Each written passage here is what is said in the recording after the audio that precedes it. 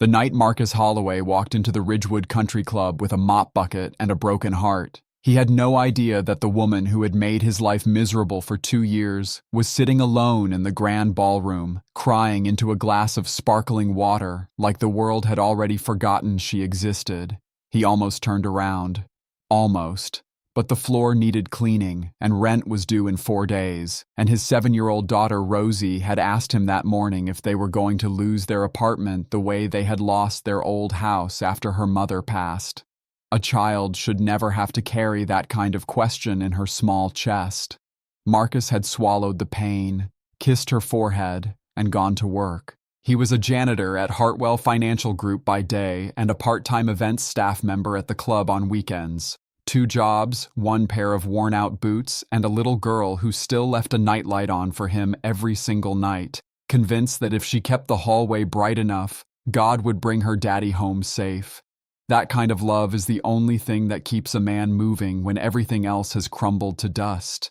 And Marcus had learned to move quietly, to stay invisible, to do his job and go home without making waves, especially around her. Victoria Hargrove was the chief operations officer at Hartwell. She was sharp, precise, and deeply cold in the way that powerful people sometimes become when they have spent too many years protecting themselves from being hurt. She spoke to Marcus in short, clipped sentences when she spoke to him at all. Once, she had written him up for leaving a supply cart in the hallway for 11 minutes while he helped an elderly coworker who had slipped near the copy room. 11 minutes. He had read that write-up 3 times sitting in his car during lunch and thought about quitting. Then he thought about Rosie, and he folded the paper and put it in his glove compartment with all the other small humiliations he had learned to carry silently. So when he saw Victoria sitting alone at the far end of the ballroom that Saturday night, still dressed in the cream-colored gown she had worn to what appeared to be a company gala earlier in the evening, he did what he always did around her. He kept his head down and his hands moving. The band had already packed up. The other guests were long gone. The chandeliers were dimmed to a pale gold, and the room smelled like expensive flowers slowly dying.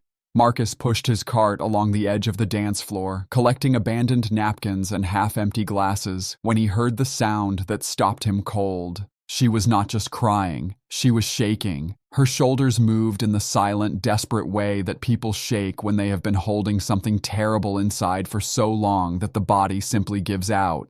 Marcus stood there for a moment, and he thought about what it means to be human in front of someone who has never let you be human back. He thought about the write-up in his glove compartment. He thought about Rosie. And then, without fully understanding why, he walked toward her. He did not say anything clever or rehearsed. He was not that kind of man. He simply set down his cart, walked to the small Bluetooth speaker still sitting on a nearby table, and connected his phone to it. A soft song drifted into the empty ballroom, something old and slow that his late wife Catherine had loved, something that smelled like memory and loss and the strange grace of still being alive. Then he walked to Victoria and extended his hand, not as an employee, not as someone beneath her, just as one broken person extending a hand to another. She looked up at him with red eyes and something close to panic, the way people look when they are seen in a moment they never intended to share. She shook her head slightly. He kept his hand out, and after a long pause that felt like it held years inside it, she took it. They danced in the emptied ballroom without a single word. She was stiff at first, her body rigid with the habit of keeping walls up, but Marcus was patient the way only people who have survived real grief can be patient. Slowly, the stiffness left her.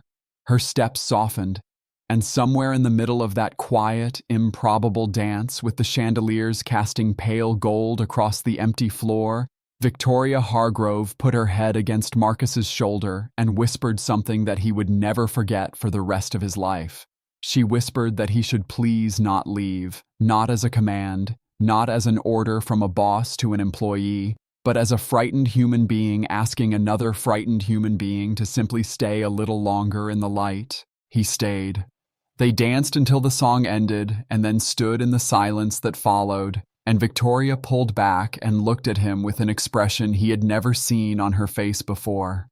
It was not the sharp, composed face of the woman who had written him up for 11 minutes. It was the face of someone remembering who they used to be before the world taught them to be hard. She told him things in that dimly lit room that she had apparently never told anyone. That her husband of 9 years had handed her divorce papers that morning, right before the gala. That she had stood in front of a room full of colleagues smiling and giving a speech about corporate growth while her entire private world was collapsing behind her eyes. That she had not let herself cry until everyone left because she had spent so long convincing herself that needing comfort was a form of weakness she could not afford.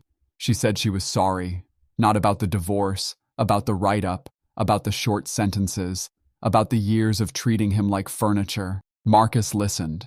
He did not tell her it was fine, because some things are not fine and pretending otherwise is its own kind of dishonesty. But he told her about Catherine, about the morning 3 years ago when he had stood in a hospital corridor in Portland, Oregon, and understood that the woman he loved was not coming home, about driving back to their apartment alone and finding Rosie asleep on the couch with a crayon drawing of their family still in her hand, about the moment he decided he would become both parents, both halves, the whole shelter, because Rosie deserved someone who would not break even when every reasonable part of him wanted to. Victoria wept again, quietly this time, and Marcus did not look away. In the weeks that followed, something shifted at Hartwell Financial Group in the quiet, unremarkable way that real change always happens. Victoria began saying good morning in the hallways, not loudly, not with fanfare, but with genuine eye contact and the particular warmth of someone who has decided to mean it. The write-up disappeared from his personnel file without explanation. When the company announced an internal scholarship for employees' children, Rosie's application was among the first approved. Marcus never asked if Victoria had anything to do with it. Some gifts are most beautiful when left unnamed. One afternoon, about 2 months after that night, Marcus found a small envelope in his employee locker. Inside was a handwritten note on plain paper, no company letterhead, no formal signature. It said only that she had danced with him because she was terrified of falling apart alone and that he had shown her something she had forgotten. That dignity is not something you earn through power or title, that it lives in the small, quiet choices, the extended hand, the patient step, the willingness to see another person when seeing them costs you something. Marcus read the note sitting in his car during lunch. Then he drove to Rosie's school, arrived 10 minutes before dismissal, and waited by the fence the way he did every day when he could manage it. When she came running out in her purple backpack with the broken zipper he kept meaning to fix, she launched herself at him with the full, fearless trust that children give to the people who have never let them fall. He caught her. He always caught her. There is a certain kind of strength that does not announce itself. It does not sit in corner offices or carry titles. It lives in the man who shows up tired and still shows up. It lives in the moment someone chooses grace over bitterness, connection over pride, a warm hand over a cold wall.